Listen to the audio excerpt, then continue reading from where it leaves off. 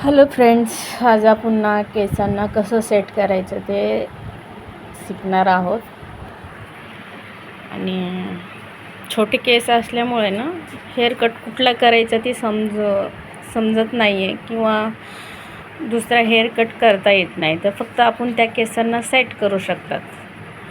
तर केसांना पाणी मारून घेतलेलं आहे आणि समोरचे केस समोर घेतलेले आहेत पूर्णपणे, आणि समोरच्या केसांवरती एक राऊंड मारून घ्यायचा डोळ्याच्या वरती कंघी करून. आणि प्रॉपर राऊंड झाल्यानंतर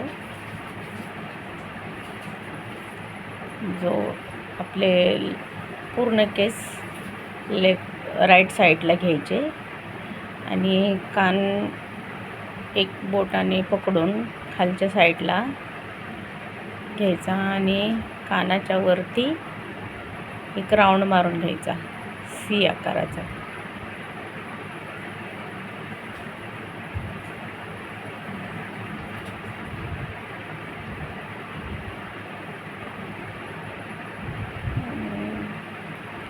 हे राईट साईडचं झाल्यानंतर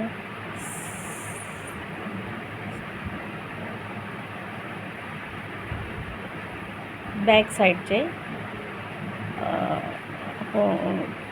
साईडचे कट करून घ्यायचे आहेत, कारण इथं आपल्याला गाईडलाईन करण्यासाठी केसाची लेंथ तेवढी नाही आहे, कारण आपण डायरेक्ट कैची लावू शकतात, कारण गाईडलाईन पकडायला केस खूप छोटे आहेत.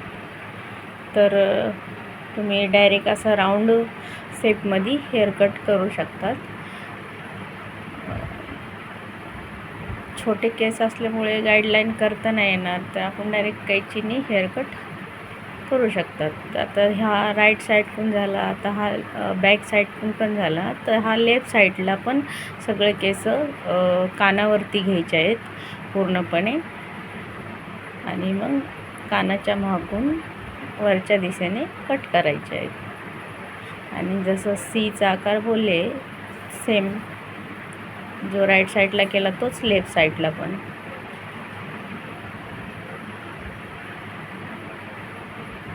आणि असे हेअर कट करून झाल्यानंतर आपल्याला वस्त्र पण चालवता आला पाहिजे, कारण छोट्या केसांना सेट करायचं असेल तर छोटे छोटे केस बॅक साईड मानावरती किंवा कानेच्या वरती दिसतात. थोडे लॉंग केस असेल तर त्यामध्ये बेबी कट वगैरे हेअर कट केलं तर त्यात वस्त्र यूज करायची गरज नाही लागत. पण जेव्हा तुम्ही छोटे केसांना सेट करतात तेव्हा वस्त्र चालवावंच लागतो. आणि कानाच्या वरती खूप सांभाळून चालवायचं असतो वस्त्र. आता हे केस आपले म्हणजे कापून झालेत, तर चेक करते की कुठल्या साईडकडून जास्त राहिलेत की नाही ते. तर केस राऊंड झालाय समोरून पण आणि बॅक साईडकडून पण एक राऊंड शेपमध्ये केस झालेत. आता वस्त्रामध्ये आपण ब्लेड टाकूया. ब्लेड कशी एकदम सरळ दिसली पाहिजे, मागं पुढे झाली तर कुठे म्हणजे अशी एकदम एक लेवलमध्ये दिसली पाहिजे अशी, म्हणजे लागत नाही. एक कोणा समोर जास्त अगर कोणा मागून जर आला तर ते ब्लेड लागण्याचे चान्सेस जास्त असतात. तर आता आपण कानाच्या वरती वस्त्र मारून घेऊया, कारण छोटे हेअर कट जेव्हा तुम्ही वस्त्र मारून साफ करतात ना छोटे केस, तेव्हा तो हेअर कट छान दिसून येतो. आणि झिरो मसनीने पण करता येते हे केस बारीक, पण ते थोडे तरी राहतातच. जो वस्त्राने पूर्णपणे केस निघतात आणि हेअर कट उठून दिसतो ना, तर तो 0 पॉईंट मसनीने तो एवढा दिसून नाही येत. ते केस लगेच वाढतात, त्यामुळे वस्त्र पण चालवता आला पाहिजे. आणि हेअर कट कसा लहान मुलींचे केस वस्त्र चालूनच छान दिसतो. आता बघूया, ते राईट साईडचे करून झालेत. आता लेफ्ट साईडचे पण करायचे आहेत सेम तसेच वस्त्र चालून, आणि मग बॅक साईडला पण सेम वस्त्राने क्लीन करून घ्यायचं आहे.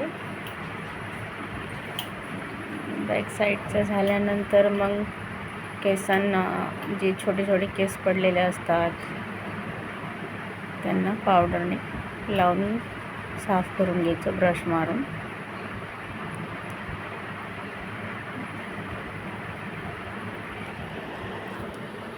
आपण जेव्हा वस्त्र चालवतो ना त्यावेळेस वस्त्र कधी पण तिरक्या साईडने चालवायचं, एकदम सरळ नाही.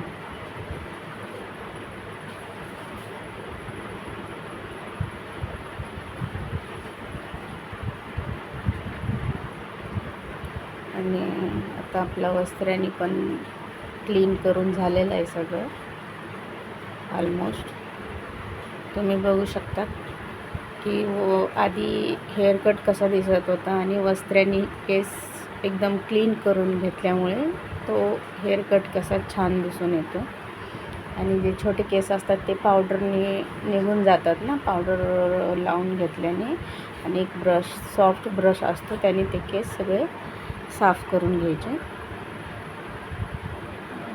तुम्ही बघू शकतात तर छोट्या केसांना कसं सेट केलेलं आहे.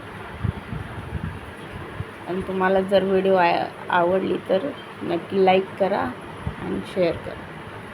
आणि तुम्ही पण हा व्हिडिओ बघून लहान मुलींचं किंवा घरच्या घरी कुठे पार्लर गावाकडे जर लांब असेल जायचं तर तुम्ही हा हेअरकट घरच्या घरी करू शकता.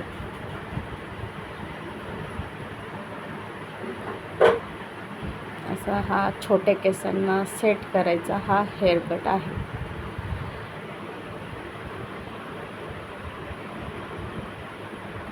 थँक्यू.